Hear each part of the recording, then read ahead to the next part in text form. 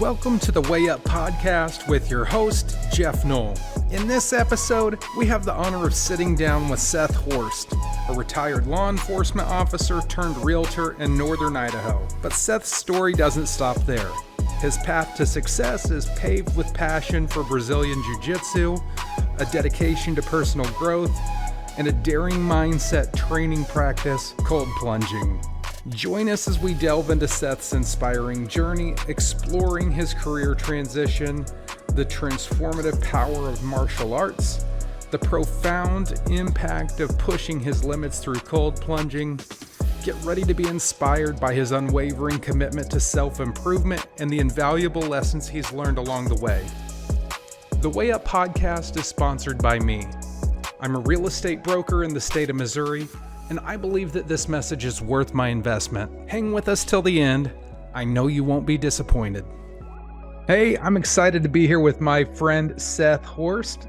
Seth, tell us a little bit about yourself, where you're from, and what you do. Yeah, thanks for having me. It's like looking in a mirror when I'm talking to you right now, by the way, which I appreciate. Are you going to tell the story of how we met, or? Well, I think we should. I think that should happen. Okay, we can get to that. So my background, let's see. I grew up on the East Coast. I moved to California when I was 21, 2001, pretty old. And I finished college out there. I worked as a bouncer for 6 years in various bars. I know. Why not? Why not? That's why my face looks like the way it does. It's very flat, like I was hit in the face repeatedly. 2007, I got on with the California Highway Patrol, and I did 14 years with them, which was, epic. I mean, I have so many amazing stories, good and bad, from that experience. Shaped me into the man I am today, for sure. And I got an injury on duty in 2017. I had surgery. I struggled with it for a couple of years, and then they finally decided to retire me. So I medically retired in 2020. And my wife said, hey, let's get out of here and move to Idaho. And I was like, well, that's a bit of a curveball, but all right. So we explored a little bit. We ended up in Coeur d'Alene, Idaho, which is the most beautiful place on earth, in my opinion. And I joined my wife in real estate. She's been a realtor since 2012. And I will make this argument that anyone that has been a first responder for any length of time has a skill set that is suited to be a realtor. And probably one of the main things is the ability to communicate with anyone. So I've been doing real estate for a few years up here, and I enjoy it. I have a lot of irons in the fire as far as other things, which we can definitely get into at some point. Shall I keep going, or you want me to? No, keep going. Keep going. Okay.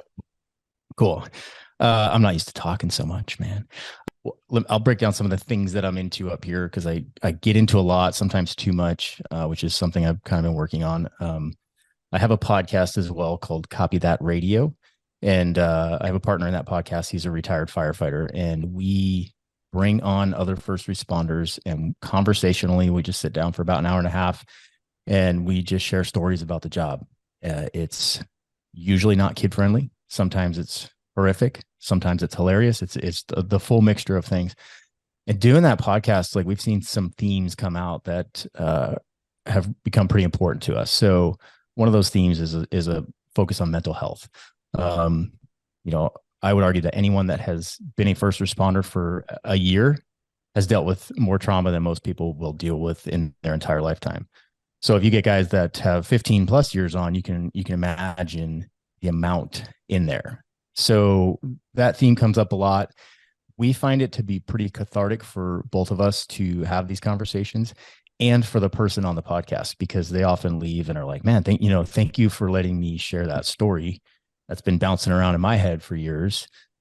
So it works out pretty well. Another thing we've noticed recently, we had a guest on last year who's a friend of mine. He was kind of a work mentor for me. He passed away a couple months ago from a heart attack after he retired.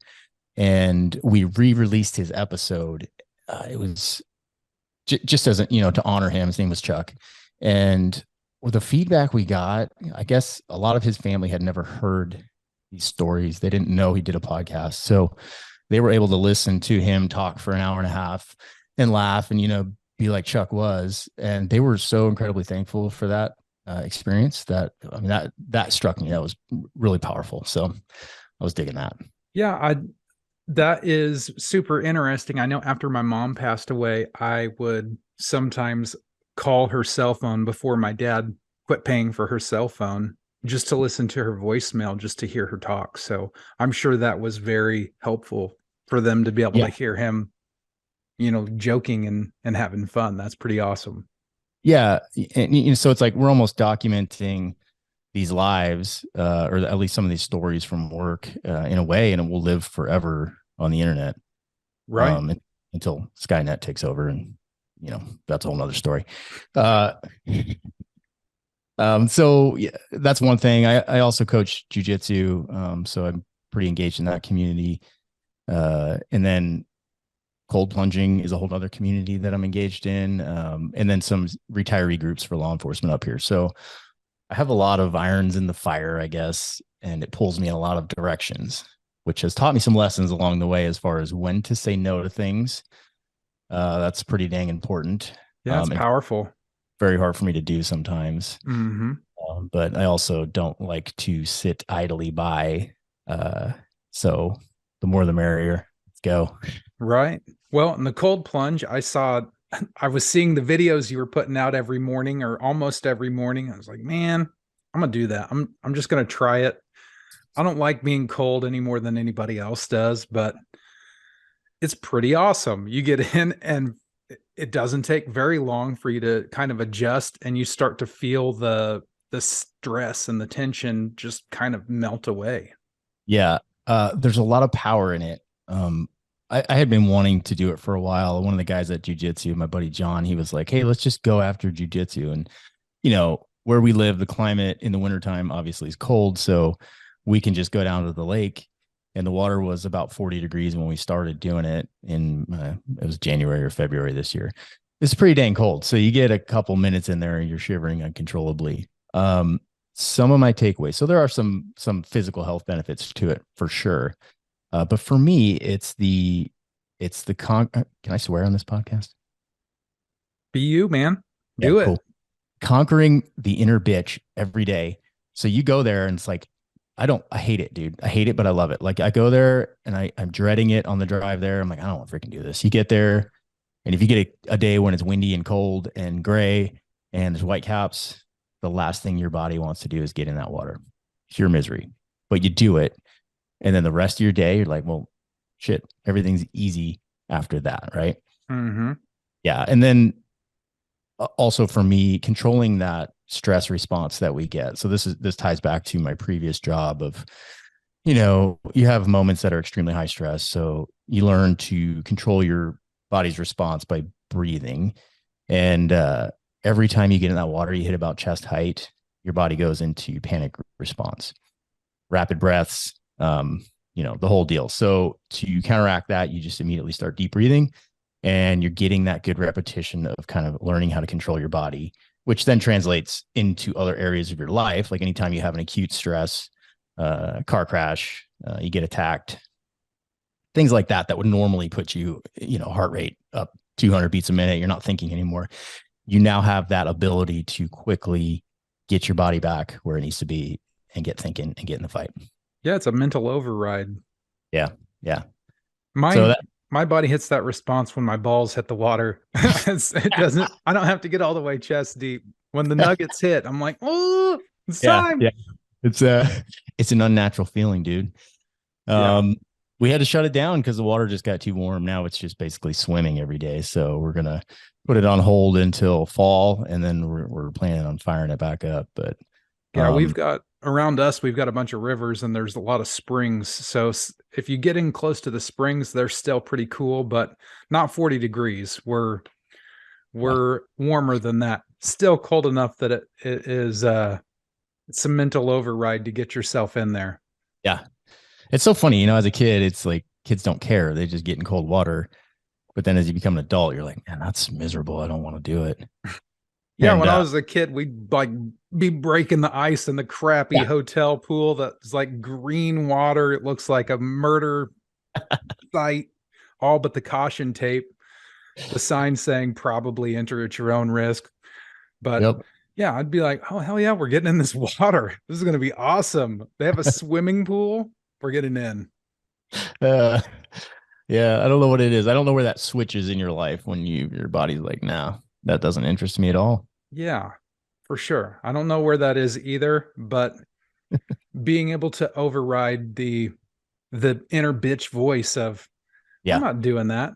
It doesn't matter because it is exactly what you said. Everything's easy after you do that. After you realize that you can push yourself to do something hard that is a challenge that you know that nobody else is out there doing, Yep. or only a select few of crazy people that are willing to. What time you're doing this early in the morning too, right?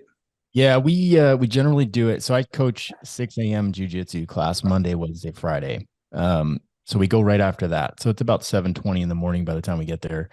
And in the dead of winter, it will still be dark at that time.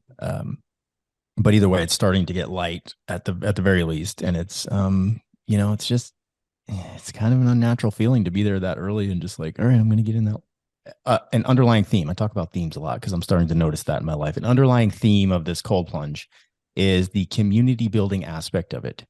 Same with jujitsu. Like this is what I love about jujitsu. This is why I like to coach jujitsu. It brings people from all walks of life, and they usually come there and they need something, and they don't even know it. They need sometimes it's men that need to be around other men that are trying to better themselves. Um, we have women too that come to jujitsu as well. So sometimes that just not as common. Um, and then cold plunging is the same thing. Like I think people are craving difficulty in their lives. Like life has become too soft and too easy, and people don't like it. They may not realize they don't like it, but something inside of them is telling them like, I need to harden up. So that's what it is. And it pulls these guys together. And then, there's nothing like shared misery, right? Sure. You can endure damn near anything if you have people to share it with that have a positive attitude. So yeah, it's like I'm kind of digging it. I'm looking forward to getting back into it in the wintertime. Mm-hmm. I don't know what to replace it with right now. Obviously you can go out and buy a cold plunge tank. You can do the whole ice thing, but it's kind of a pain in the ass. So Right. yeah. Well, So you can I've do just you can do cold showers. Are you on city water or are you city water. you're Yeah. on city water? So I have a well and cold showers at my house. So it's a cold shower. They're always cold. Yeah. Yeah, Well, that's an option. it's legit. But the I think the power of all of that, the jujitsu, the cold plunge, just the whole action of doing something hard spills over into every aspect of your life. And it is powerful for the mindset that you adopt whenever you realize that you can do anything, anything that you set your mind to that is a challenge, you can overcome that. Yeah. And something people might not realize that I mean it carries over to your kids too, right? They see that example. They might think you're crazy at the time, but something is registering in their brain. We recently my son broke his arm like savagely a couple of weeks ago. We were out on the boat. He was surfing behind the boat. He fell and the handle caught his arm and broke his wrist, both bones in the forearm, like full fracture, offset. It was completely disgusting. Um, Dang near poking through the skin for sure, just the way it Mm, was. So he came out of the water, and my son's 15. We have been working with him as a child. He was very panicky and nervous. Like he would freak out easily. So we have been working with him for years on learning how to deep breathe and control that response. And, he's been, as a kid would, he's been very resistant to it. However, he faced the ultimate test 2 weeks ago and he freaking passed with flying colors because he came out of the water and I could see like he's pointing at his wrist and it's like so disgustingly obviously broken. And I'm like, oh man, he's not freaking out. He's just chilling. I'm like, okay, this is good. I'm internally freaking out. I've been to obviously thousands of car crashes as a cop. And it was like, you're detached emotionally at that point because you don't know the people, right? So I've seen it, but when it's your own kid, it's a whole different ballgame. And I'm inside my mind like, holy shit, I want to freak out right now. Don't freak out because he's going to freak out. So I'm like, hey, bud, yeah, that's cool. You're all good, man. Like just talking him through it. And I could see right away he started doing the deep breathing like we had taught him. And he's just doing it on his own because of all those repetitions. So we pull him out of the water, we get him to the ER, and it's like, he's all good now. Got some pins in there that will come out in a few weeks, but no permanent metal in there. But it was just such as a parent, it wasn't a fun test, but it was a cool test to see that work out. Like, okay, all of that parenting, that intentional effort to get him, like, we did it. We got him there. So that was pretty exciting. I was pretty stoked about that. Yeah, it makes me think of like firefighters. I used to be a firefighter. They would always tell us to train the way that you are planning on, the way you're going to do it on the day of the event. So we'd have to be full suit and all of this goofy, heavy gear whenever we're training. But it's so whenever we are in the moment, we're prepared and we're going to do it. And we're going to do it exactly that same way. And I just listened to that podcast. You guys had this topic on your podcast. So, but your son is paying attention. He's applying what he's learned. That's awesome. Yeah, it was awesome. Now we still have to work on our daughter. She's 12. She was in the bow of the boat during this, like rocking herself and freaking out. And I was just like, all right, we're going to ignore that. We'll deal with her later.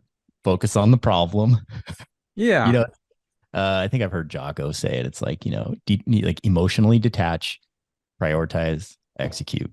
And it's always cool to be tested and then look back and be like, okay, I performed right. Like I should have, like train like you fight. Like, so you know what I mean?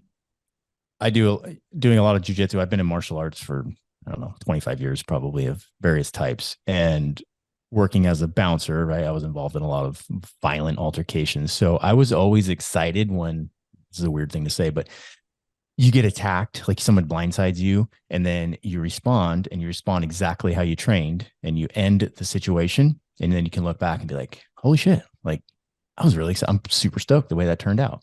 So it's nice to get that test, and then be able to look back and evaluate your performance and be like, oh, okay. It's a good, it reinforces that lesson, I guess, in our minds. Well, and it teaches you that the techniques that you're learning actually work. Yeah. You have to stay to the plan, stick to what you're learning, stay to the program, and you'll be successful. Yeah. Yeah. And when you're a bouncer, most of the time you're fighting drunk people, which aren't as reactive maybe as you are in your position that's not drunk as a bouncer. So yep. And that carried over to law enforcement too. I mean, I probably only gotten maybe 5 fights in 14 years, which I attribute to being able to talk to people and not coming into a situation with an ego, right? Because you can talk your way out of most situations, which is definitely the way to do it. Agreed. It's a lot less paperwork and liability. So that carried over into that realm as well. And the stakes are higher there, right? Because in every encounter in law enforcement, there's always a gun involved, whether it's the one on my hip or if they have one, right? Mm-hmm. So yeah, high stakes. Well, and you're a big guy too. I mean, I'm pretty big. I haven't had a whole lot of people that have just wanted to fight me just for in case maybe I'm good at fighting. Yeah. They don't know. So they're not pushing that, but I have been pretty good about, I'm going to try and de-escalate the situation with words and talk them down versus turn it into a fight, because lots of opportunities could have gone another way, but that's not where I want it to go. I don't want to fight anybody at the end of the day. I want us to walk home unharmed. Right. Yeah. Honestly, it's because you're bald and you have a beard. It's a very intimidating look. It is. Gotta own that. Yeah, I love it. I do own it. I own it, but I would say I'm a pretty much of a teddy bear, more so than a fighter. You got a lot of smiling. I'm the same way, dude. I'm always smiling. So I think it's like I hope you use that picture of us from that. It's absolutely gonna be in the intro. I'm gonna nab the picture of your son's gnarly broken hand too. And that's we're gonna post that in this too, because cool. Everybody needs to see that. Yeah, the visual there makes it so much better. Holy bajoli. That made my stomach churn whenever I saw that picture. Yeah. Yeah, it's like never anything you want to see in your own kid. I mean, as a cop, it would be like there's a curiosity, right? You see somebody like that, Like, oh, interesting. I didn't know I could do that. Yeah. I've never seen that part of a human body or whatever. It's but yeah, when it's your own kid, you're like, no. And this is the same son that was technical support, fixing your Yes. audio on the computer. Yep, he did it one-handed. Yeah, I know, it was amazing. Wonderful. Down a smidge. That's bring in the 15-year-old. Yeah. And No, off. I turned on record just so I could pull in the fact that you grabbed your 15-year-old to be the tech support for this. That's fantastic. Good I stuff. love it. I've got to find somebody younger than me to figure out anything. It's hilarious. And my kids have finally hit the age where they're useful. So I appreciate that. Absolutely. He does all my video editing for our real estate YouTube channel. Oh my goodness. I need Yeah. that in my life. Yeah. It's Oh, it's a so huge time time saver. consuming, the Yep. video editing. Although I think I'm going to take some classes just so I can get good at it, but I might need Mhm. to talk to your son Oh yeah. because I'll hook you up. He gives you the shortcuts and yes, I need some shortcuts. That would be fantastic. That would be fantastic. Well, what is something that people that know you probably don't know about you? this is a tough one. And thankfully you prepped me for it because I did have some time to marinate on it. I'm a pretty open book. So most people that know me, I tell them everything, which drives my wife crazy. However, there are a lot of people that probably don't know that I have a very poetic side and a very soft side. So I have two sides to me. One is like the person that seeks out and craves violence and chaos. And the other side, and I think this is what balances me out, is I like to bake sourdough bread. I write poetry, and there's so that whole soft side. Like so when I was in college, I majored in English, and I took a lot of creative writing, poetry classes, and that was like my favorite. So I have, I still write. I have kind of started to pick away at a lot of my stories from law enforcement, and I put them into, boiled them down into poems, not necessarily rhyming poems, but just, that kind of free form poetic. It's just like a different way of looking at this event. And my goal when I write something, my goal is to have someone read it and be like, oh, like they can almost transport into that moment, whether it's a DUI, like a normal DUI, or like a wildfire or whatever, and they can kind of get into that moment and see what I saw, smell what I smelled, like feel the true emotion in that. So that's kind of like something I like to do, which a lot of people, if they looked at me, I'm 210, fairly muscular, bald head, like they would not expect that. I've got tattoos, and so I guess that's probably one of the big things. Yeah. The, And the you sauce. you have the apron for sourdough as well, don't you? All right, I do. Yeah. The, the It's sourdough realtor, is that what it is? it, bro. I just fell into that niche. I don't even know how I got into making sourdough. I think it's because I like to eat, and I I love just sourdough. it's so good, right? It Like is so toast, a good. little bit of butter on it. Oh my goodness.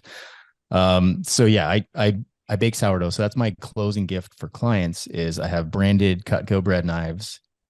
They get a fresh loaf of sourdough. They get a breadboard, probably some local huckleberry jam, and that it's like a very nice personal gift. It's pretty unique.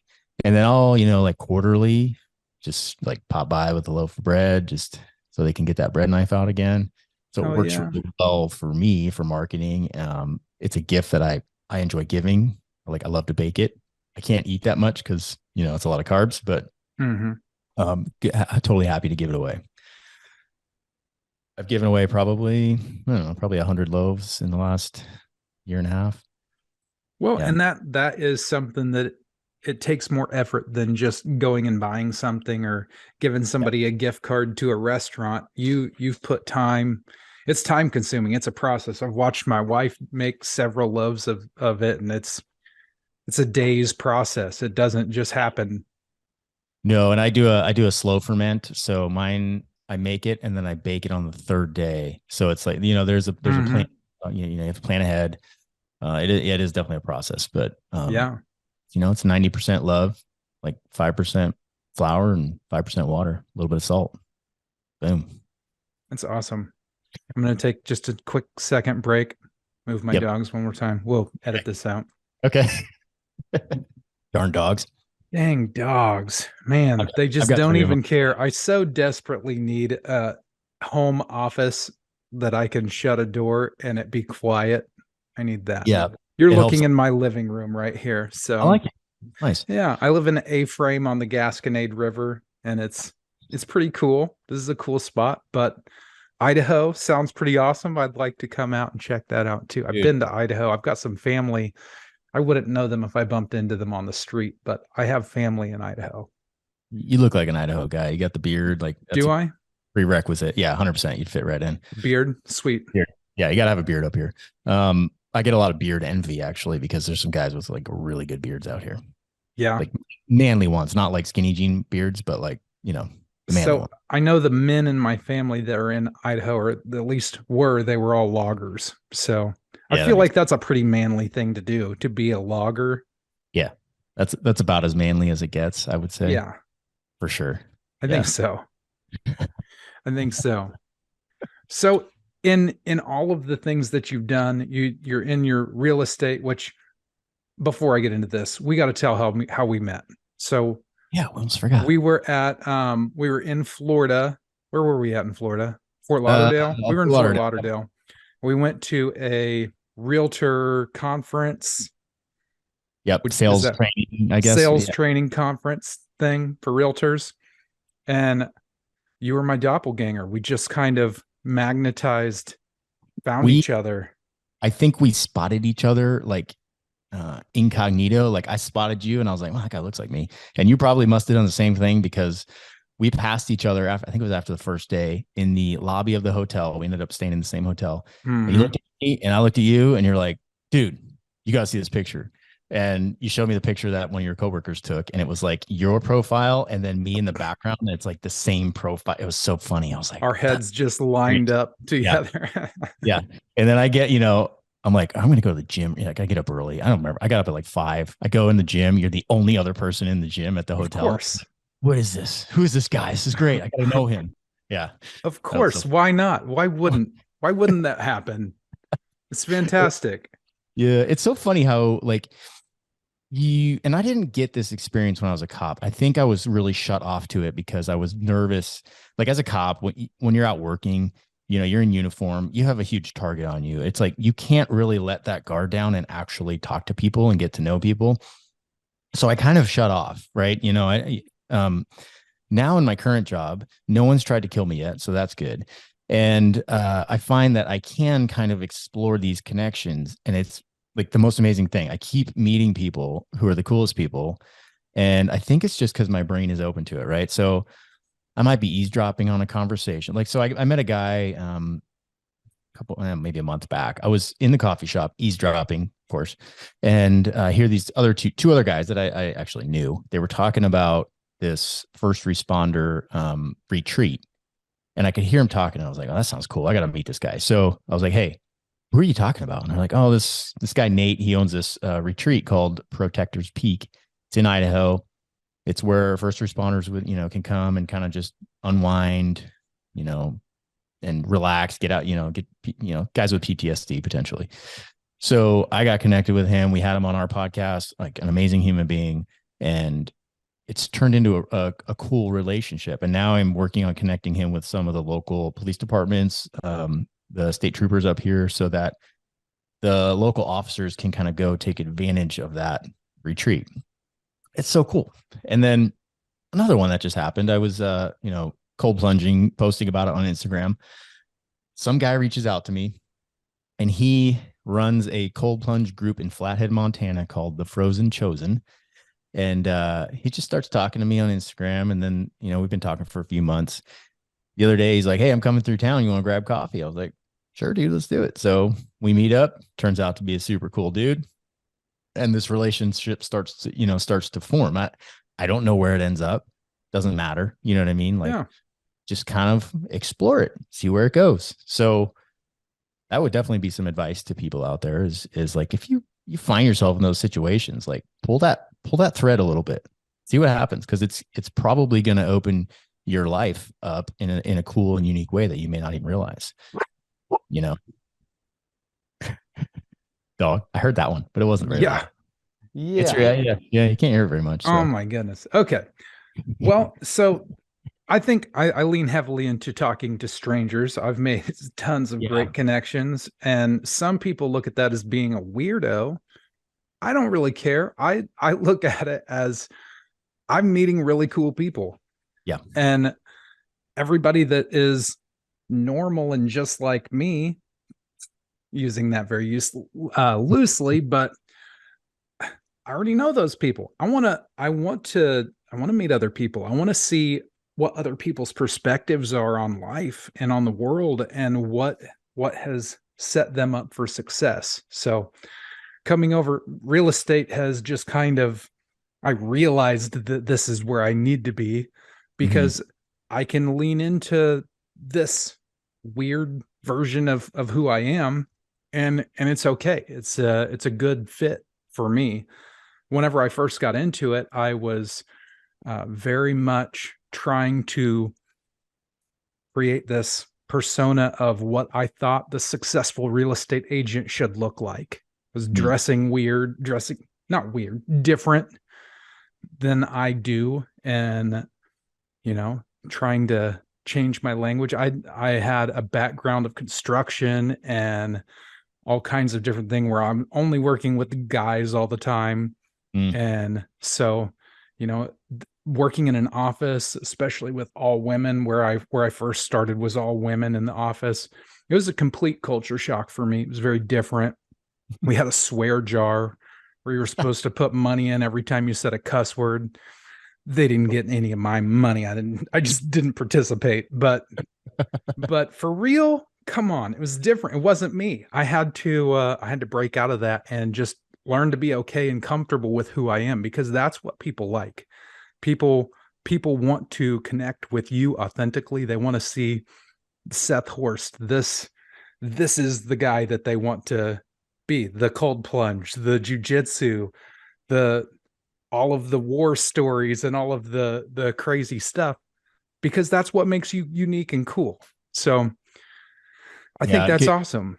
Yeah. I think that's a good point. Like if, and I struggle with that too. And that's something I've recently been, like letting go of and like, hey, who cares? Cause there's this fear of like, oh, I might miss out, especially in our line of work. Like, oh, I might miss out on this potential client because I'm not this way. But Okay. yeah, fine. Right. You'll attract the right people. Right.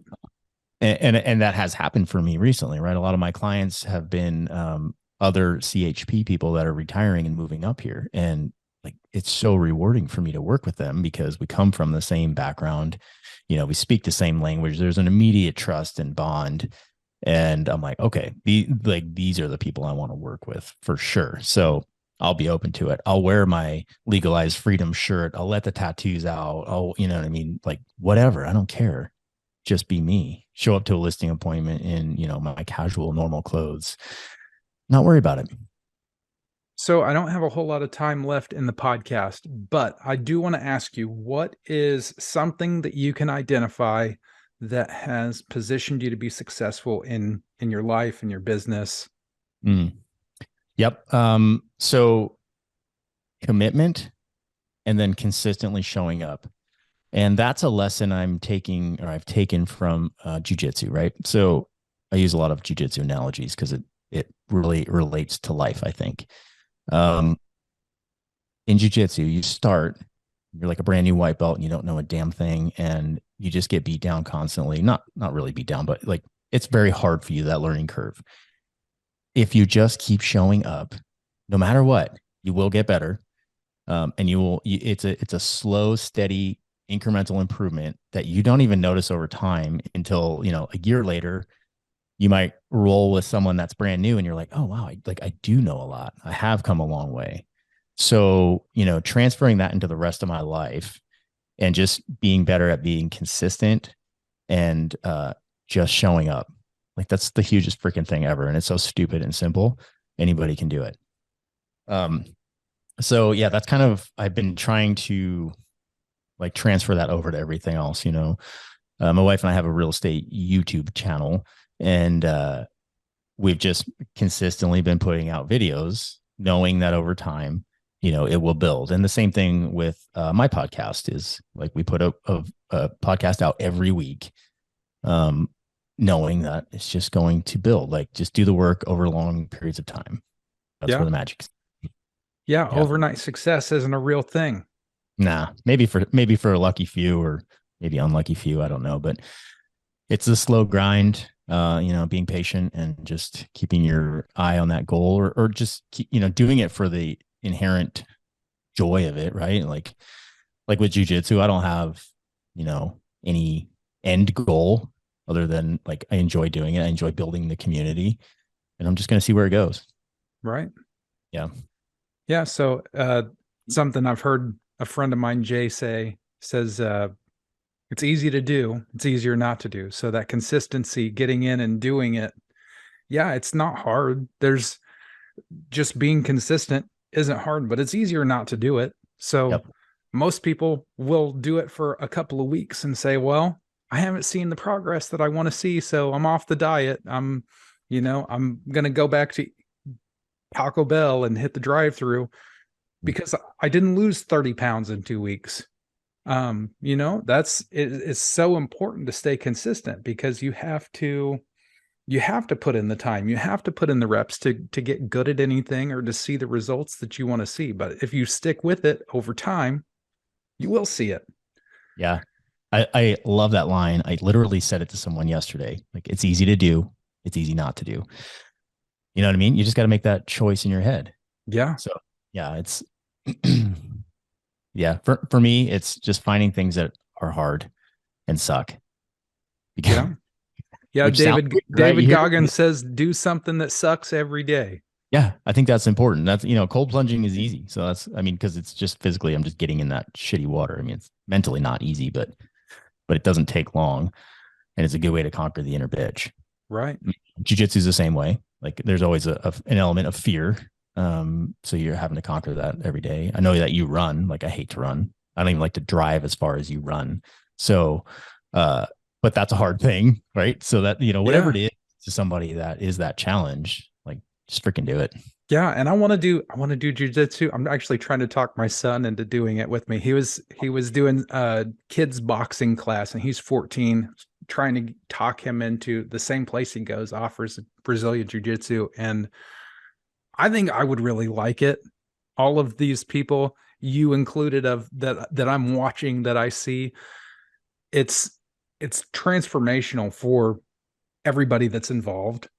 Yeah. And I love the journey of becoming better, of not just being able to do something better than I did it before, but actually becoming a better person, becoming more capable and more able, and realizing who I am and what I'm capable of doing. So I think that Brazilian Jiu-Jitsu would be freaking awesome to get into. So totally recommend it. It's going to happen. It just hasn't happened yet. I would love to see it.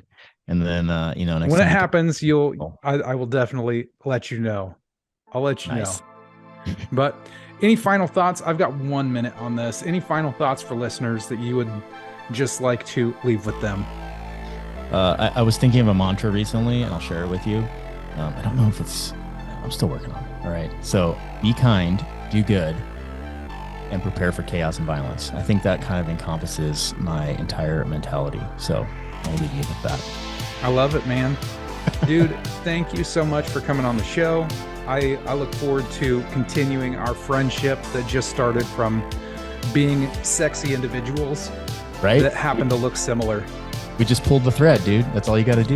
You find the thread and you pull it and see where it goes. I agree. Thank you for having me on. Look forward to having you on my podcast as well. Learn about you being a firefighter.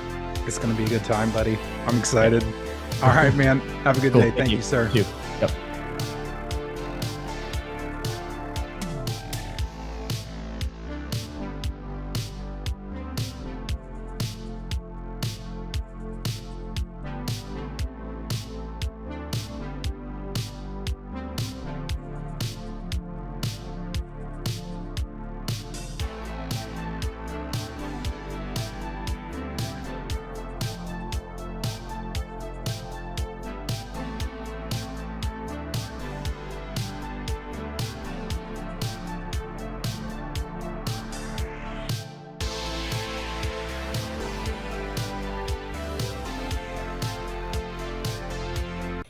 Yeah, boy.